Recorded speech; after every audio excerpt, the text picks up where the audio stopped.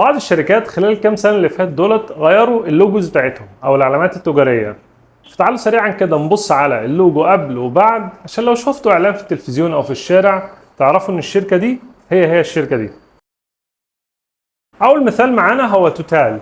توتال ده شكلها قبل وبعد بقت توتال انرجيز، وده تقريبا اتغير في 2021 يعني من حوالي سنتين. وتاني مثال معانا هو كيا، الماركة بتاعت العربيات المعروفة.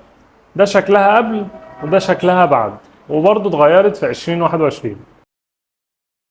واخر مثال معانا هو شركة ايديتا للصناعات الغذائية، والشركة دي اللي عملت تودو ومولتو واونيرو وغيرها من منتجات كتيرة جدا احنا عارفينها في السوق.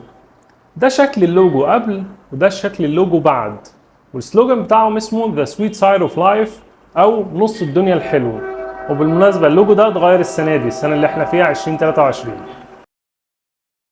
عرفوني في الكومنتس، هل انتوا اخدتوا بالكم ان اللوجوهات دي اتغيرت ولا لا؟